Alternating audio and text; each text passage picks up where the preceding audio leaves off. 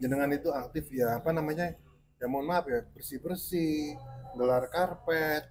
Dan suatu ketika juga saya pas waktu hari Jumat saya pernah lihat jenengan Layan masjid. apa namanya? Bersihin kamar mandi apa. Iya. Sekarang apa balapan di masjid apa bagaimana?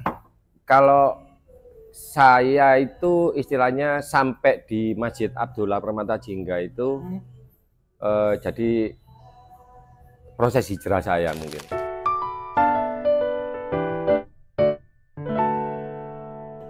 Jadi hijrah. proses hijrah. Jadi Setelah dari Suzuki tadi itu. setelah dari Suzuki 2004 saya menikah. Oke.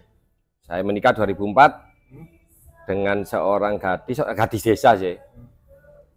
Nakal saya juga nggak berhenti juga, masih ada nakalnya. Nah, kebetulan waktu itu setelah berapa tahun saya ngurusi di road race, masuk lagi ke dunia balap motocross. Wah, ini mulai lagi.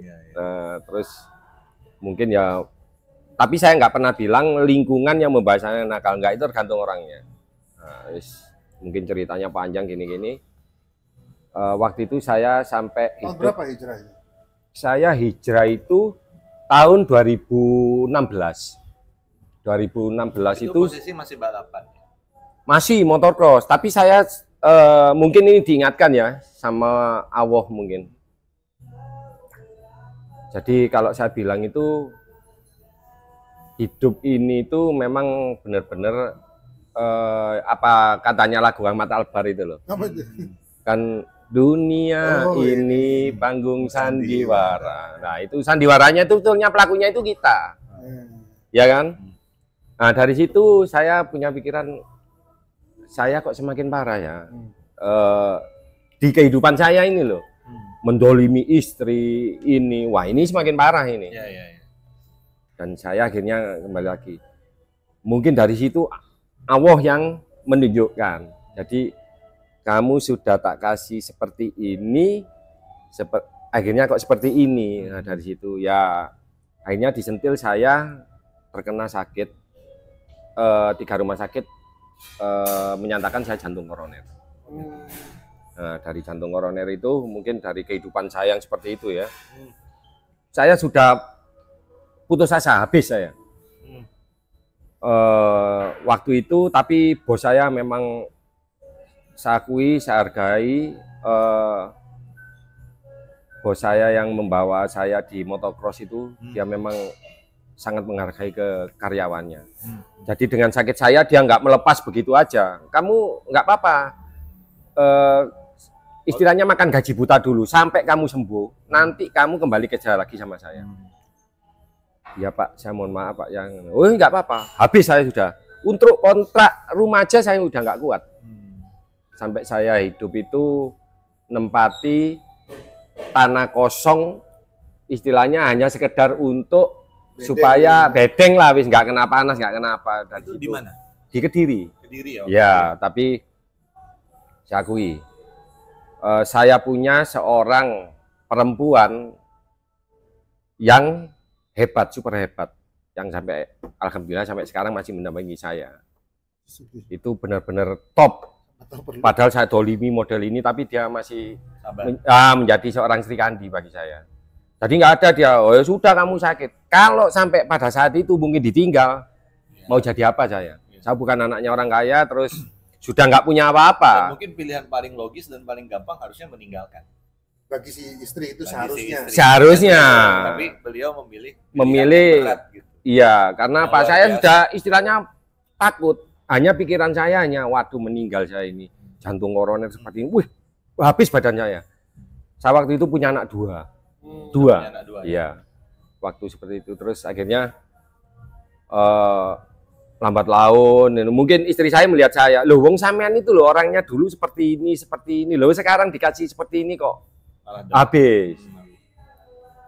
Terus saya harus seperti apa? Ya sudah, sampean kalau mikir sakitnya sampean nggak ada selesainya, ya semua orang akan mati, tapi kan nggak tahu sampai kapan. Sampean masih mikirkan saya, sampean mati, saya nikah, ya sampean nggak tahu, gitu kan. Tapi anaknya sampean ini masih kecil-kecil, kalau sampean nggak punya semangat seperti apa? Dari situ sakitnya, ya Allah, mungkin ini jalan saya. Saya dekatkan saya sama Allah. jam setengah 3 pagi itu saya bangun, mandi, bersih, saya dekatkan diri saya ke musola depan rumah itu. Di Kediri itu ya? Di Kediri. Dari situ mulai saya nunggu waktu subuh sampai sholat tahajud itu akhirnya dari situ bismillah. Allah ini mah segalanya, maha besar, maha apa. Kalau kita semakin menjauh, dia akan jauh. Akhirnya dari situ ditunjukkan punya tekad saya harus sembuh. Saya harus bisa kembali seperti saya dulu. Wong nakal saya itu kayak gitu, masa seperti ini saya harus habis. Akhirnya dari situ terus punya keinginan untuk sembuh. Dapat pekerjaan saya. Setelah dinyatakan ini, tapi kontrol di rumah sakit itu saya sudah hampir istilahnya putus asa. Hanya dikasih keterangan harus pasang ring ini. Nah, dari pasang ring itu akhirnya ke Malang. 2015 saya kateter. Oh, kateter. Kateter jantung di Rumah Sakit Persada. Kebetulan ditolong oleh sahabat bos saya juga. Yang Kediri tadi? Yang bukan, yang sahabat saya, bos saya orang Kalimantan. Oh, okay. Beliau di Kalimantan tapi asli orang Kediri. Coba kamu ini sama ini terus dikasih diajak ke dokter. Akhirnya untuk sampean itu kalau tak lihat ceritanya, sampean ini jiwa sampean yang sakit. Ayo coba yang namanya penyakit jantung koroner seperti ini, ayo kita anukan dulu. Sampai akhirnya ketemu kateter. Dari situ saya sangat yakin Allah itu mah segalanya. Jadi dari situ itu istilahnya kalau saya mau diambil sekarang bisa. Saya mau sembunyi kemanapun, kalau Allah sudah memanggil Pasti diambil. pasti diambil. Pasti kena. Tapi kemauan anak istri saya, waktu saya mau melakukan kateter, sudahlah sampai yakin kalau Allah itu akan menunjukkan semuanya. Nah, dari situ hasilnya kateter itu menyatakan saya hanya 20% penyumbatan di arteri saya. Terus saya masih ingat dokter itu saya pegang, dok, apa karena saya ini BPJS hingga saya ini harus dinyatakan nggak ada penyumbatan karena harga ring waktu itu di zaman saya itu 85 juta. Nah kalau saya pasang 10 ring kan sudah kelihatan. Loh, sampean jangan bicara seperti itu. Karena BPJS itu mengcover semuanya. Nah sampean itu loh, wong sampean tak treadmill itu sampai 85% masih kuat. Karena orang jantung koroner 30% udah nggak kuat. Koid sudah mas. Betul. Nah sekarang sampean yakinkan kalau sampean itu memang enggak jantung koroner. Oke, terima kasih ya dok. Saya tak mencari pekerjaan kembali untuk menghidupi keluarga saya. Saya kembali ke Kediri. Saya telepon bos saya, Pak, saya sudah melakukan kateter seperti ini. Ya udah, iya wes. Terus waktu itu saya untuk mengisi kekosongan pekerjaan saya punya sahabat sih sebetulnya. Saya istilahnya tanya ke dia, ada pekerjaan? Oh ada, mau kamu jadi seorang driver? Jadi seorang driver, oh ya wes. Jadi mereka sahabat saya ini memang orang tajirnya, orang kayanya di desa Kediri, di daerah Kediri sana. Jadi supir saya di sana, ngantar jemput anak sekolah. Nah dari situ ya mungkin Allah kasih ujian saya lagi, bukan ujian sih sebetulnya kalau ini loh kamu masih mampu. Berapa bulan saya kerja, ada kejadian rumahnya dirampok. Rumah teman saya kehilangan uang tunai itu 180 atau 150 juta gitu. Kebetulan pada saat itu acaranya pergi rekreasi. Saya sendiri yang nggak ikut karena saya masih merasa saya belum fit badan saya, terus juga uang nggak pegang. Sama istri saya kapan-kapan aja mas, sampai nggak usah ikut lah, nanti kalau anak kita minta apa-apa juga kita nggak bisa belikan di tempat rekreasi sana, kasihan. kapan-kapan aja lah. Jadi stay di rumah. Nah, stay di rumah aja lah dulu. Kebetulan saya nggak ikut, Seninnya saya masuk kerja, di rumahnya ada kerampokan. Dan termasuk bos saya ini sebagai orang tua ini, karena apa? Saya menyebut Pak Erik, Pak Nyu ini sebagai orang tua. Saya menikah pun dia yang jadi saksi saya. Orang tuanya almarhum Abah namanya. Iya. Itu yang menjadi saksi saya, karena orang tua saya sudah sakit-sakitan atau apa itu. Jadi kakak saya yang datang cuma yang mewakili sebagai orang tua saya sih ini. Jadi makanya saya sangat menghormati Pak Erik dan keluarganya ini. Nah, dia kok telepon saya itu berulang kali, ada apa ini, saya curiga. Tak telepon, Pak ada apa Pak? Cek, awakmu kira-kira gak apa-apa? Oh enggak, ini soalnya ada kabar kamu itu nyolong, ngerampok. Oh, gitu. Ya Allah, masa Pak iya ini seperti ini? Dan kamu dilaporkan polisi sekarang, proses. Gitu. Waduh. Sampeyan roe Pak omaku iki kaya apa? Lah iya, aku iki ndelok kon mangane arang gading, terus turu iku yo. Lek iso turu slonjor kono omahe ora gablek kok kate terus wake lu dhuwit iku lek mbok tukokno omah mesti dadi omah. Lah iya Pak, tapi kira-kira anak bojoku kaya apa lek tak tukokno? Teko hasil dhuwit iki tak ngono. Lah aku ketemu sampean ae masih mengharap Pak aku sangono kok seperti itu. Waduh koyo aku terlalu berat Pak. Lek koyo ngene iki. Emosi saya itu akan muncul Pak ngono. Sampean iki ru aku ngono. Waduh tapi aja koyo ngono lek aja koyo biyen ngono. Coba iki garismu. Lek kon iso ngadepi yaiku ya seperti itu. Akhirnya kalau dari tuduhan ini emosi berat saya. Saya hanya punya pilihan sebetulnya. Sakit hati saya pol-polan waktu itu. Kebetulan Senin itu saya mau ngantar sekolah anaknya, terus dia bilang, Om aku mari kerampokan. Saiki sampean nang ndi kudu dikawal. Waduh, saya ini kan berarti tertuduh ini saya ini, tapi akhirnya wis gini aja. Oke, saya tidak akan pernah takut dengan tuduhanmu sama kecurigaanmu terhadap saya, tapi 24 jam saya menunggu. Kalau kamu memang melaporkan polisi, saya tunggu untuk melakukan kebenaran saya, biar tahu. Saya tunggu. Tapi sampai saya pamit, hari itu juga saya pamit ke dia.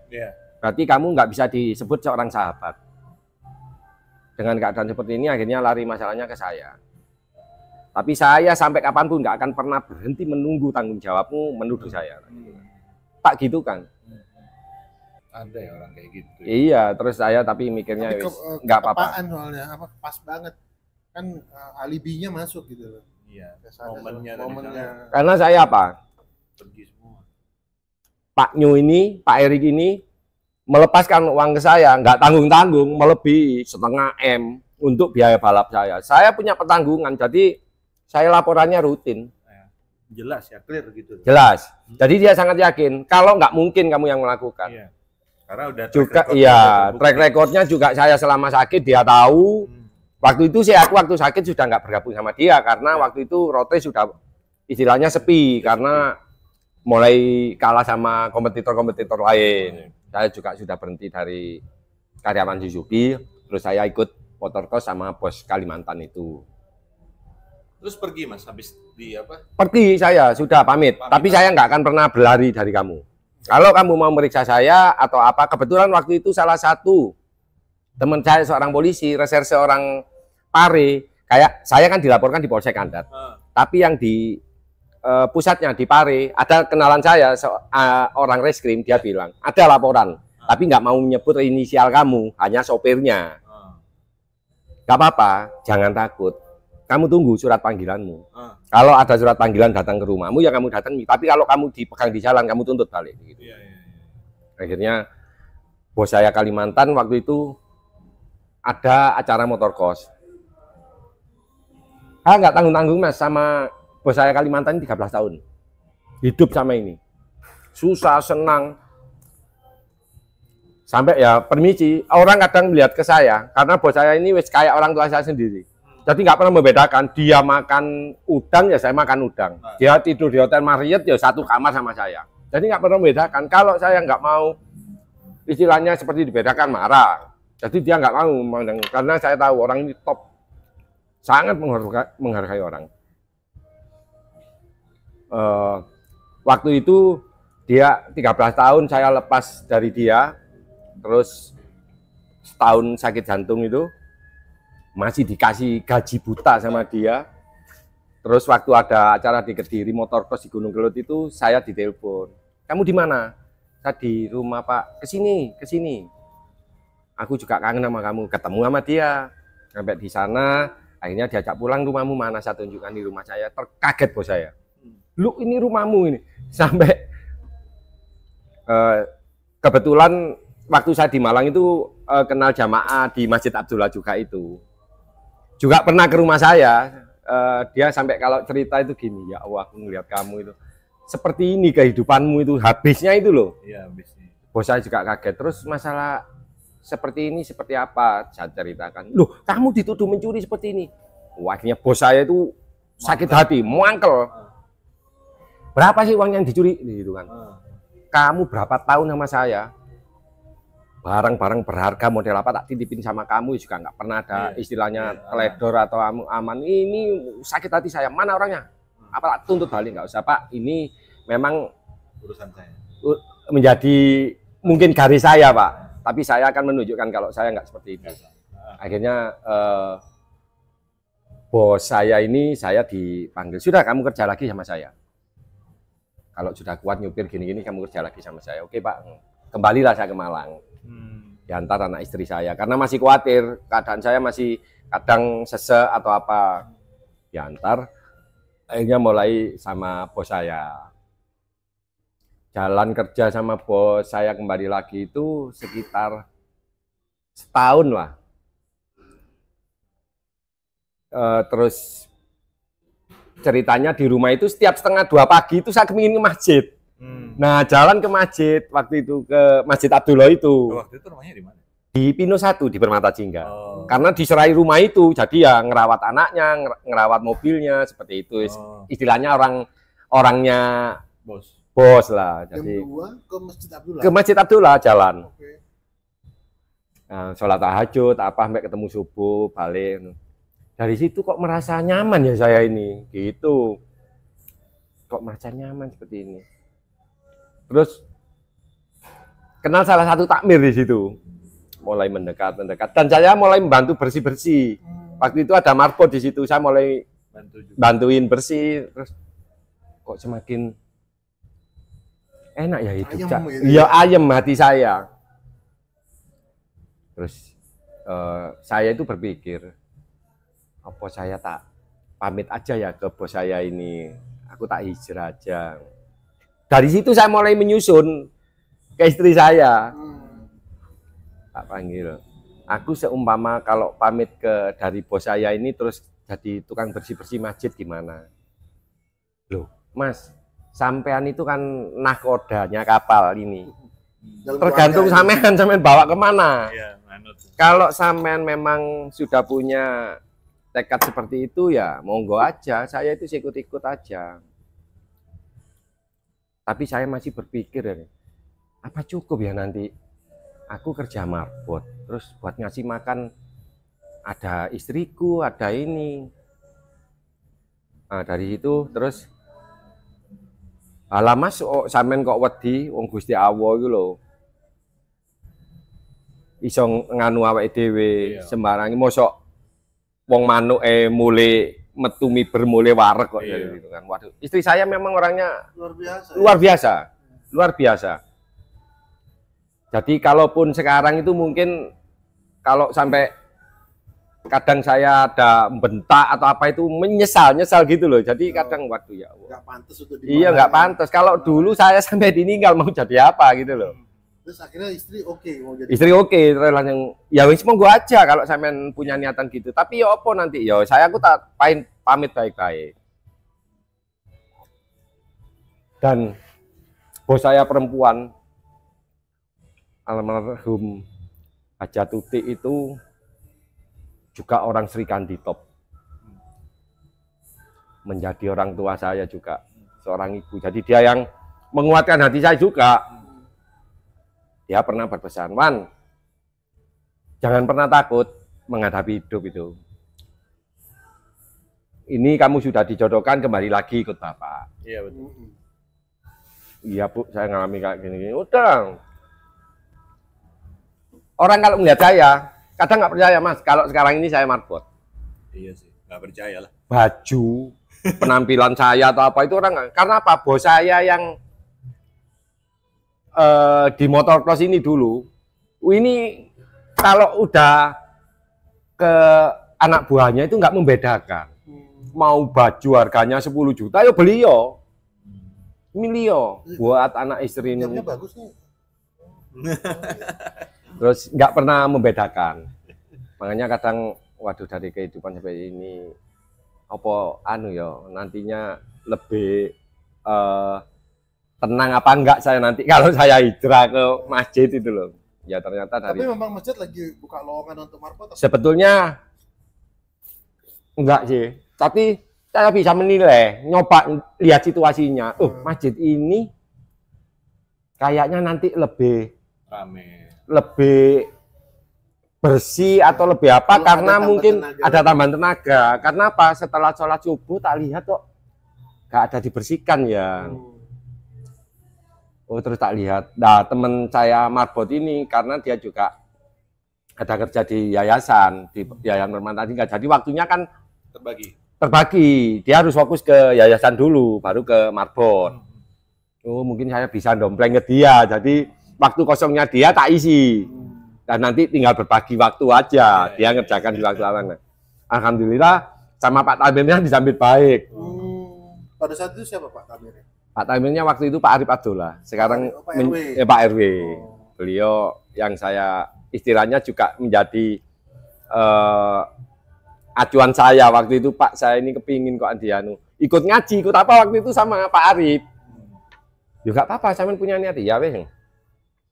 Nah akhirnya dari situ saya jalan, dan bos saya perempuan itu punya gini, Wan kamu itu dulu kepingin punya rumah. Iya Bu, tapi sampai sekarang mah. Lu sudah gini aja. Berapa uang mukanya? Saya yang bayar. Kamu cari rumah. Siapa tahu itu menjadi jalanmu. Dan kamu nanti bisa meneruskan nyicil. Oh iya Bu. Dan dari situ, itu sangat gampang mengasih jalan itu pada umatnya itu. Dulunya itu sulit saya nyari rumah itu. Ke sana ditolak, sini masih waduh kok sulit yang sampai sama istriku lah. Iya ya apa ya. Tapi kalau saya beli tunai juga nggak mungkin. Kalau mungkin cari hutangan juga mikir mengembalikannya. Akhirnya ibu ini ngasih uang muka.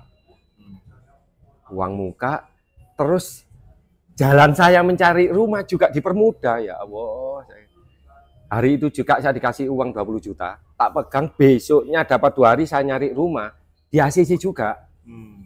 Nih uang mukanya, ya sudah tak kasihkan uang muka. Jalan saya kerja, terus ini saya pamit. Saya sudah mantap hijrah, saya pamit ke bos saya. Pak, sebelumnya saya mohon maaf. Bukan karena ada apa-apa sama sampean, karena sampean ini selama ini ibu dan sampean ini sebagai orang tua saya Pak, banyak menolong saya ini, tapi saya kayaknya saya kepingin hijrah ke masjid. Loh, ada apa ini? Nggak ada apa-apa Pak, saya kepingin aja di masjid. Ya nggak apa-apa kalau memang kamu sudah seperti itu, monggo aja. Siapa tahu memang jalanmu seperti itu. Akhirnya ke masjid. Ya akhirnya di masjid itu. Sampai sekarang? Sampai sekarang alhamdulillah. Gimana rasanya? Kalau sekarang sebetulnya ada yang menyesal sih. Kenapa nggak mulai dulu gitu. Nah seperti itu. Jadi sekarang tinggalnya di masjid? Saya tiap hari tidurnya di masjid. Anak istri tapi masih istri masih di Kediri. Jadi 2 minggu sekali saya ketemu sama mereka. Tiap. Tato kapan dibersihin? Ini, nah kebetulan di masjid itu ini indahnya, enaknya di masjid itu semuanya itu gratis. Saya jalani bukan karena gratis ya. Jadi tenangnya hati saya, rezeki saya itu ada aja itu loh. Jadi nggak pernah mikir saya itu. Ya sudah diserahkan aja. Mengalir aja. Gitu. Mengalir aja. Saya mengikuti aja sudah. Tapi alhamdulillah tercover aja gitu loh. Jadi istilahnya menggantikan mereka dulu ini, anak istri saya itu bisa gitu loh. Jadi alhamdulillah walaupun makan kecil-kecilan sama mereka itu ayem gitu loh. Ayo jalan bisa kumpul sama mereka. Ya ini. Ya Allah seperti ini. Bahkan sampai umroh pun saya itu nggak punya. Sampai sudah umroh? Alhamdulillah sudah. Dan saya nggak punya, nggak mengeluarkan biaya sama sekali. Dan nggak ada pikiran untuk, waduh, saya itu sampai umroh tanggal 23 bulan Desember tahun 2023 itu saya berangkat. Dari situ saya mikir, ya Allah, saya dulu kalau sudah mau persiapan tahun baru, nakal yang saya siapkan. Iya ya benar juga, itu kan 23 Desember. Iya ya. Kan sudah mau. Tapi begitu turun di Madinah, di bandara itu, saya flashback mikir, waduh ya Allah, saya dulu ini sudah menyiapkan nakal saya. Dan hari ini saya diturunkan di sini untuk mempersiapkan hati saya. Undangan Allah yang memberangkatkan saya yang nggak punya istilahnya sepeser pun untuk berangkat umroh waktu itu. Ya kalau saya punya pikiran ya mendingan tak buat nyicil rumah saya kan gitu. Tapi kalau seperti ini saya nggak mikir, rumah itu setiap bulan ya ada yang nyicil nanti. Alhamdulillah hasil saya dari masjid ya sudah yang untuk rumah. Mungkin dulu pas waktu zamannya balap ya, pas waktu zaman balap misalnya mau umroh ya gitu misalnya, umroh biaya sendiri juga bisa ya. Nggak ada pikiran sudah. Nggak ada pikir tapi. Oh bisa. Secara keuangan pikiran bisa. Dan hatinya nggak kesana. Tapi isinya seneng aja nggak mikir wes isinya malah wes. Justru sekarang jenengan ini umroh ketika jenengan nggak punya uang. Ketika saya sudah nggak punya uang istilahnya terus umroh. Kerjanya marbot. Iya. Tapi terus alhamdulillah. Dan itu kalau saya terima semua mungkin akan berangkat umroh gitu. Tapi saya terima, oh ini tawaran saya baik, ya sudah saya berangkat. Jadi apa namanya? Ada beberapa jamaah itu memberangkatkan saya. Ya Allah, saya sampai ini mungkin. Jadi saya waktu pengalaman di sana juga air mata saya. Oh jadi kalau mau cerita sampai pengalamannya luar biasa. Apa perlu kita adakan session kedua? Kalau perlu session kedua, tulis komentar ya di bawahnya. Bikin tahu apa, mau tanya-tanya tentang Pak Wawan misalnya, Pak kalau bersihin kamar mandi kok bisa bersih gitu, pakai obat apa gitu. Tulis di komentar ya. Tulis di komentar. Nanti kita akan kita akan bikin session kedua lagi. Siap nggak Pak Wawan? Siap. Nah, mungkin sebagai ini Pak, sebagai penutup kali ya. Jadi pertanyaan terakhir. Mungkin pesan buat teman-teman yang mau hijrah, yang dia itu tentu mikirkan beratnya antara kehidupan setelah hijrah dan kehidupan sebelum hijrah gitu. Yang mungkin dia mengkhawatirkan lebih turun, lebih tidak nyaman, lebih mungkin duitnya berkurang, ketakutan banyak hal dan lain-lain. Nah, kalau dari Mas Wawan untuk menghadapi hal seperti ini tuh seperti apa ya? Kalau proses hijrah saya itu bagi saya itu suatu tantangan sebetulnya. Tapi tantangan itu yang membuat nyaman. Jadi mereka malah sebetulnya tak balik. Kalau ada banyak sih yang mereka bilang, wah sok ustadz, sok ini, tak ketawain sama dia.